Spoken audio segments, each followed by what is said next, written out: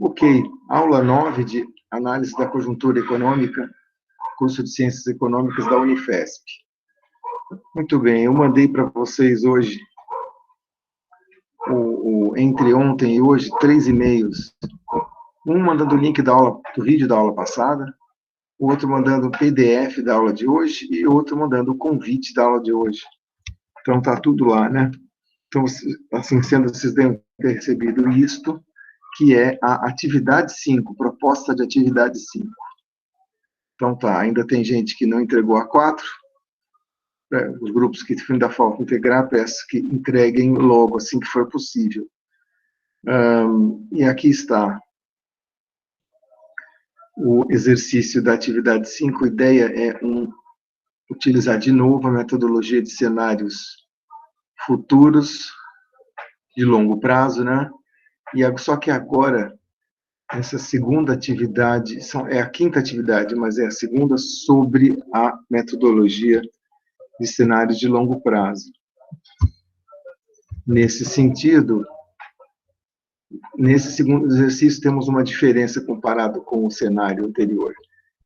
Agora, o tema focal é quais são os caminhos do Brasil em 2035. Então, agora, o recorte deixa de ser global ou internacional e vira nacional, né? No caso, nosso país. Então, ainda cenário futuro de longo prazo, 2035, igualzinho antes, só que quais serão os caminhos do Brasil? Assim como no exercício anterior, eu peço para vocês, os grupos, escolherem um dos seguintes 3 temas, inclusive mantendo o tema que foi anteriormente escolhido. Então, se você escolher economia antes, mantenha economia agora. Saúde também, meio ambiente também, um dos três temas, tá? Então, é isso.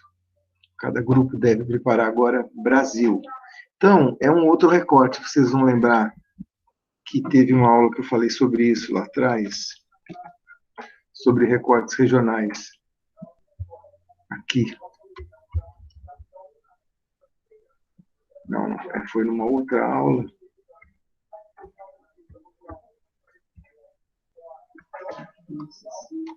Vamos ver aqui.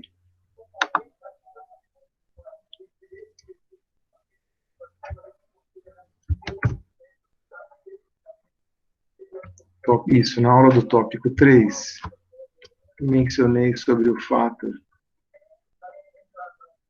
de que os cenários, eles têm uma hierarquia.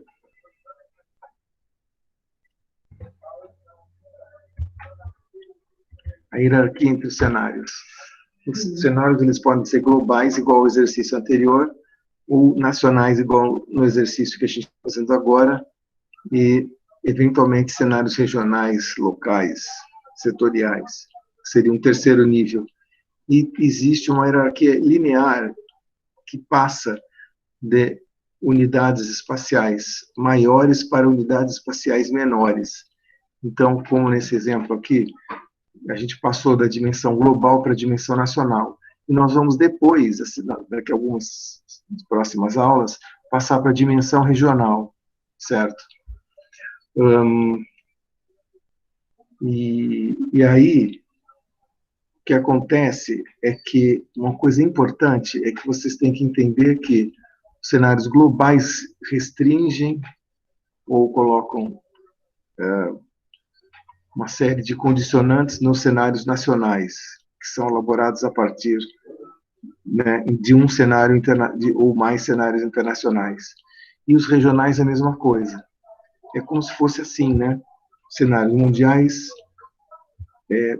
delimitam os nacionais, que por sua vez os nacionais delimitam os regionais. Então, o que acontece é que quando você elabora um cenário nacional, você sempre escolhe um cenário global de referência, para dar como entrada para a elaboração dos cenários nacionais. E de preferência, por isso que eu pedi nos exercícios anteriores, eu pedi para vocês colocarem um cenário que vocês acham que será o mais provável, um cenário global de referência. Porque, ou seja, um dos 4 é o mais provável, na opinião do grupo, e esse fica de referência e restringe a elaboração dos cenários nacionais que serão elaborados a partir desse cenário global de referência. Daqui a pouco eu vou dar um exemplo e isso vai aparecer certinho. Então, mais tarde, quando for fazer o cenário regional, acontece a mesma coisa. Os 4 cenários nacionais que serão elaborados hoje, a partir de hoje, um deles vai servir de entrada ou referência para os cenários regionais. Tá? É sempre assim, sempre nessa hierarquia. Então, aqui, ó, ABC, vocês escolhem, por exemplo, o B. O B é o cenário de referência para o desenvolvimento dos cenários nacionais. Quando você vai desenvolver os cenários regionais, escolhe um dos cenários de referência dos nacionais, tá bom? Então, já vou mostrar um exemplo daqui a pouquinho. Voltando aqui para a atividade. Tem um cachorro aqui morrendo aqui na vizinhança, sendo esgoelado. Não sou eu não, viu, gente? Bom, aí, uma vez dito isso, notem que os 8 fatores, os oito pontos da metodologia têm que ser desenvolvidos de novo. Aqui a gente sugere em 2 partes, mas não necessariamente pode ser feito em conjunto já, desde que seja naquela sequência. Com o primeiro tema focal que nós já temos, está escrito aqui em cima, a elaboração de fatores chaves e forças ambientais, depois a escolha das incertezas críticas, a lógica dos cenários e desenvolvimento da narrativa dos cenários, identificar implicações e opções estratégicas, e o último passo, de identificação de indicadores pré-anunciadores. Tá? Então, no final aqui, eu mencionei, eu escrevi aqui justamente o que eu estava mencionando agora há pouco, ou seja, é necessário escolher o cenário mais provável, de acordo com o grupo, que será chamado de cenário de referência da economia global. Esse serve de entrada para esse exercício que vocês vão desenvolver agora. Tá? É bastante importante isso. Então, eu vou apresentar agora um exemplo que o pessoal aí do ano passado desenvolveu, um grupo aí do outro ano, e era sobre meio ambiente e Brasil. Só para vocês terem uma ideia. E eles começam exatamente com isso. Eles tinham 4 cenários globais ou internacionais e escolheram um dos 4 para ser o cenário de referência para o desenvolvimento dos cenários globais, nacionais deles. Então, seja lá o que for, 1 minuto para o fim do mundo, porque a gente não está aqui com o outro trabalho, né, de referência, mas aqui a ideia é colocar o cenário de referência internacional. No caso deles, que estão trabalhando questão ambiental, é um cenário no qual você tem fortes ocorrências de desastres ambientais naturais e governos não comprometidos com a preservação do meio ambiente. Tá? Então, batendo o olho aqui, a gente já imagina que ele tem 2 variáveis. Uma é as variáveis desastres ambientais, se seriam poucos, muitos, né, com grande ocorrência, ou controlado. E dá para perceber também aqui que a outra variável seria governos, política de governo, né, uma política ambiental de governo, comprometida ou não comprometida com a preservação do meio ambiente. Já dá para perceber aqui. Então, dado isso aqui é o global, né, é um cenário global. Aí, quais fatores chaves e forças ambientais que o grupo escolheu? Cabe lembrar aqui que agora, como a gente está falando de país, já dá para dividir os fatores chaves e forças ambientais. Eles não são iguais. Ao contrário do cenário mundial ou global, que a gente falou que os fatores chaves e forças ambientais são iguais, porque tudo vem de fora, né? Aqui a gente já tem os fatores chaves e as forças ambientais, onde forças ambientais são fatores que vêm de fora do país, fora do ambiente nacional. Então, esses 5 aqui que eles escolheram. são coisas que vêm de desenvolvimento de coisas, de padrões aí mundiais, e esses daqui, fatores-chave, são fatores de dentro do país, da nação. Então, como ele está falando de Brasil, sucessão presidencial no Brasil, sucessão ministerial do ministro do Meio Ambiente do Brasil, questão do agronegócio brasileira, crescimento da população, crescimento econômico do país, nossa matriz energética, olha aí, desmatamento da Amazônia. Então, aí, esse conjunto grande de incertezas, né, que são os fatores chaves e as forças ambientais, estão listados aqui. Só lembrando que os fatores chaves são incertezas de dentro do país e forças ambientais são incertezas de fora do país. Tá? Uma vez com essa, então aí o tema, etapa 1 é o tema, etapa 2, fatores chaves, etapa 3, forças ambientais. Já indo para a etapa 4, a ideia agora é escolher as incertezas críticas, né, que eles colocam aí em 4, antes de escolher as duas principais incertezas críticas, já escolhendo algumas, já escolhendo algumas de maneira até compacta, né? Sucessão de presidente de ministerial e assinaturas de acordos ambientais dentro do país ou fora do país. Isso, acordos ambientais aqui. Uma força ambiental essa aqui. Desmatamento da Amazônia, desastres, agronegócio e exportação, mudança da matriz energética com o avanço tecnológico. Eles colocaram aqui dos temas mais incertos, colocaram de maneira agrupada. Aí vamos ver, então, essas são as principais certezas críticas, de acordo com o impacto na economia do país e de acordo com o grau de incerteza, né, que são as mais incertas. Então, as mais relevantes e as mais incertas vêm para cá.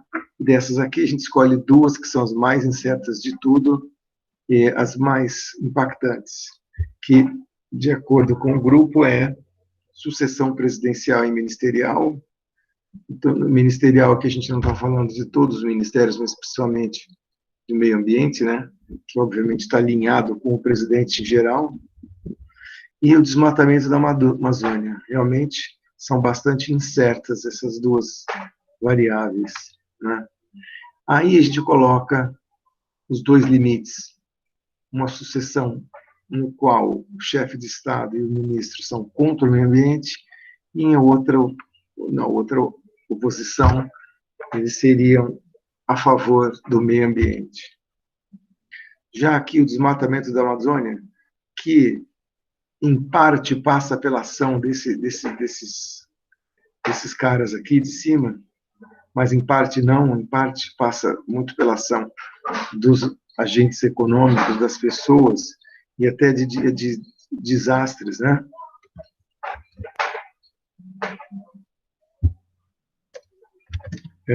Desmatamento da Amazônia, de um lado, pode ser ou descontrolado ou controlado. Tá? Níveis altos, alarmantes, níveis reduzidos. Uma vez com essas duas incertezas chaves em mãos, a gente pode pensar, até antes de desenhar aqui os cenários, a gente pode pensar o que faz com que, quais são as causas fundamentais que fazem com que o desmatamento da Amazônia seja controlado ou descontrolado. Aqui o grupo listou algumas delas, né? Redução da atividade do agronegócio, leis rígidas de proteção ambiental, fiscalização de atividades ilegais. E deslegado, descontrolado seria o oposto disso, né? Desmatamento, legislação, fiscalização frouxa e expansão grande do agronegócio, explorando em alta intensidade os recursos naturais. Por outro lado, com relação à variável sucessão presidencial, quais são as causas fundamentais que escolheriam uma política pró-meio ambiente e contra o meio ambiente? Bem, a favor do meio ambiente, autoridades internacionais comprometidas população consciente com a causa ambiental e um bom crescimento econômico. Já contra o meio ambiente seria redução de verba no Ministério do Meio Ambiente e uma mudança do enfoque que não ligasse muito dessa importância ao meio ambiente, como é o caso da política do meio ambiente atual aqui no Brasil. Principais líderes contra o meio ambiente e baixo crescimento econômico.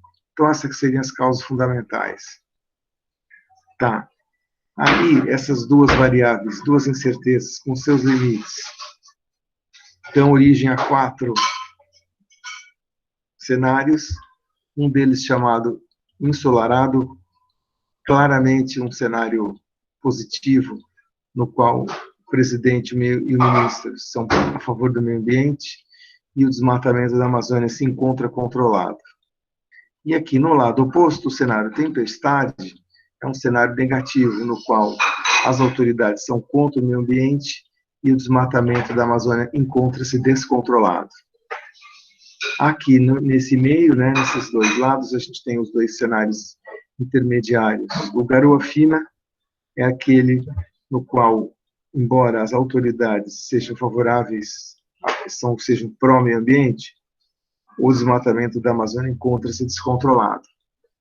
E o cenário sol entre as nuvens é um no qual estamos com um controle relativo do desmatamento da Amazônia, mas autoridades contra o meio ambiente. Então, vamos ver aí agora como que o grupo fez cada um dos 4 cenários. Aqui eles juntaram as etapas de narrativa com a etapa de implicações e opções estratégicas, que são a 6 e a 7, né? Aqui a etapa 5, aqui a etapa 6 da narrativa, e a etapa 7 é a delimitação das implicações e opções estratégicas. Vou lembrar para vocês a diferença entre uma coisa e outra. Etapa 6 aqui da narrativa é a historinha do cenário, caso ele ocorresse, o que aconteceria, quais seriam as coisas que estariam acontecendo se o cenário ensolarado se delineasse, tornasse verdadeiro em 2035 ou até antes, né? Mas caso ele seja o cenário que se verificasse verdadeiro. Então, aqui está a historinha. Já implicações e opções estratégicas, que é a etapa 7, trata da implicações, seria, caso o cenário fosse verdadeiro, o que isso implica para a economia brasileira, para a nação, por tema focal. Já as opções estratégicas são o que fazer em termos de ações, caso o cenário se verifique. Então, vamos lá. Eles optaram aqui por colocar juntos os 6 e os 7. Vamos supor, então, que o cenário positivo, o mais positivo de todos, que é o ensolarado, se verificasse. Então, nesse caso, teríamos que, na narrativa, seria algo assim, ao contrário do que se observa no cenário mundial, temos uma vigência de uma equipe de governo que se preocupa com o meio ambiente e adota as políticas para a sua preservação, abrindo espaço para a atuação de grupos ambientais participarem das decisões. O índice de desmatamento e de outros ecossistemas controlados e a fauna e a flora são preservados. Note, eles colocaram aqui ao contrário do que se observa no cenário mundial, porque o cenário de entrada deles, de referência, era um cenário ruim, não sei se vocês lembram, primeiro slide. Então, é isso, esse é um cenário positivo, o cenário internacional é ruim, mas o nacional é bom, tá?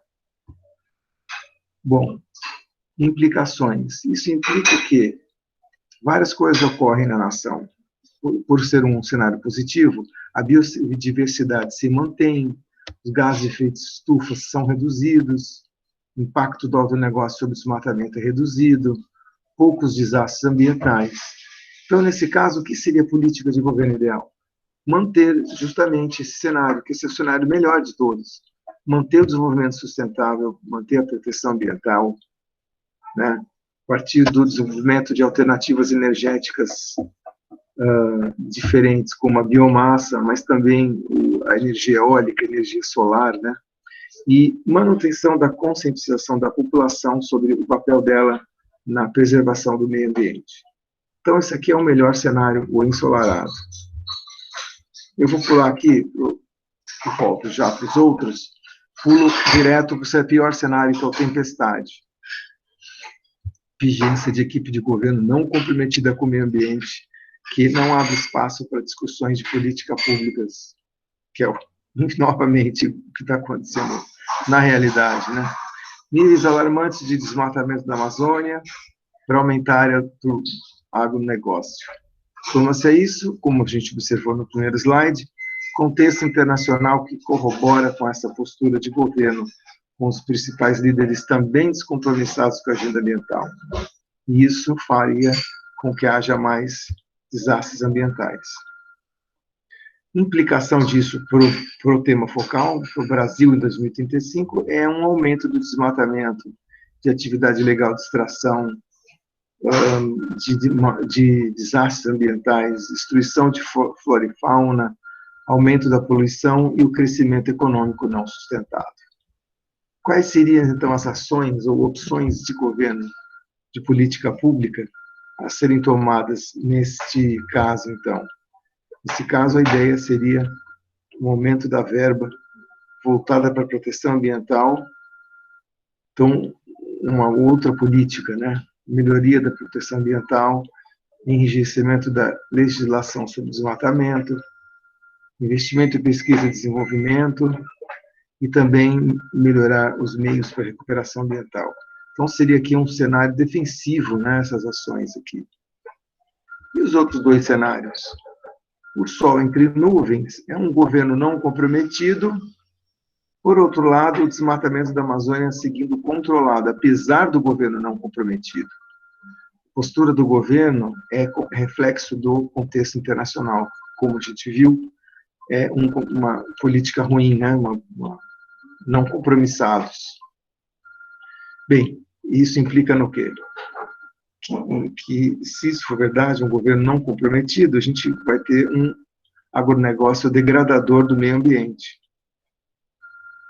Empresas que poluem o solo, o ar, a água, porém as matas seguem preservadas apesar disso.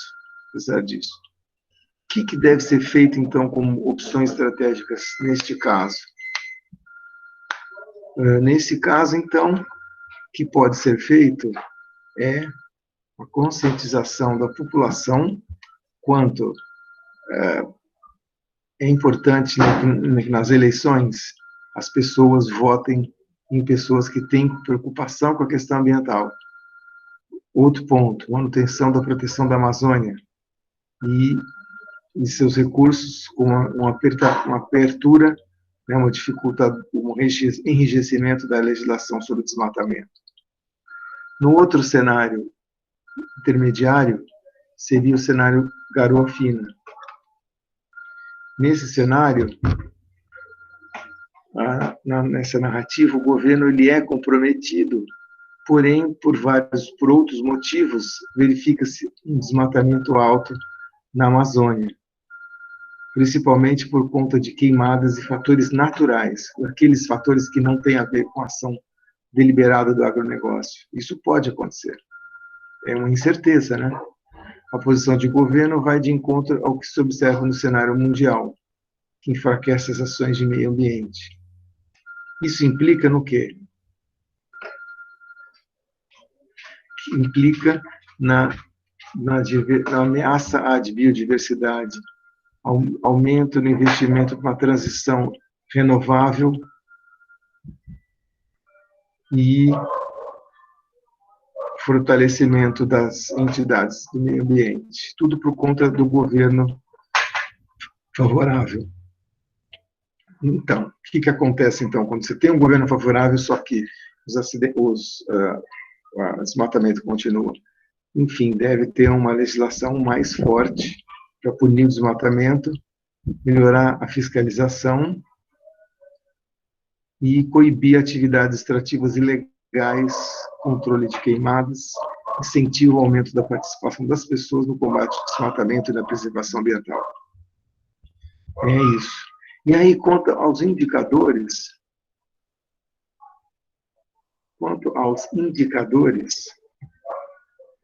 temos aí, então, acompanhamento de notícias, basicamente, para acompanhar as duas variáveis, com relação ao desmatamento da Amazônia. Como vocês veem aqui, o desmatamento da Amazônia tem disparado. Inclusive, o governo atual do Brasil, contrário ou realmente não se preocupando com o desmatamento.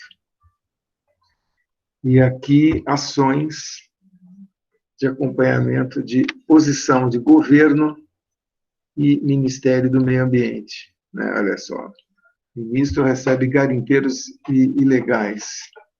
Isso é uma coisa nunca vista no Brasil, sinceramente. Minha especialidade de trabalho não é a economia ambiental, mas eu acompanho desde pelo menos os anos 90, e eu nunca vi isso, o ministro do Meio Ambiente recebendo garimpeiro ilegal, mesmo que seja fora de agenda. É um absurdo isso, enfim, é o que está acontecendo. Então, você pode aí, através desses indicadores, acompanhar o desenrolar das duas dimensões. Lembrando que são as duas dimensões, o desenrolar delas, e que vai fazer com que um dos quatro ou outro cenário se verifique.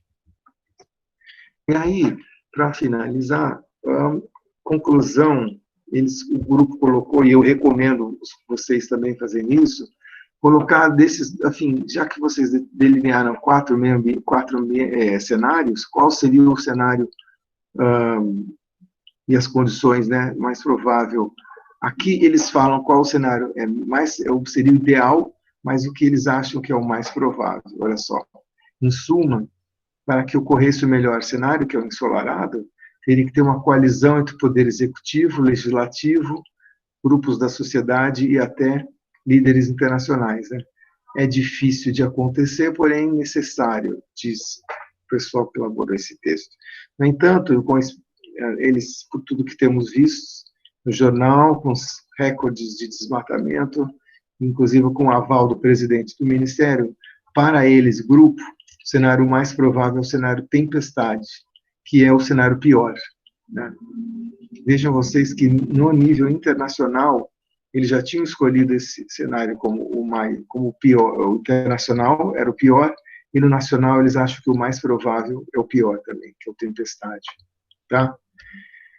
Então é isso. Era isso basicamente que eu tinha para apresentar. Vocês já conhecem bem a metodologia e queria saber se alguém tem alguma dúvida, alguma questão.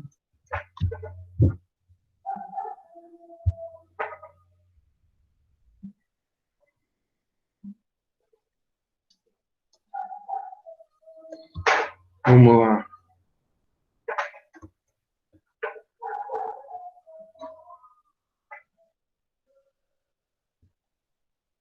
Alguém tem alguma? Deu para entender bem? Acompanhar bem o desenvolvimento do raciocínio do cenário, como eu coloquei, o cenário nacional? O importante é isso, é que a gente escolha.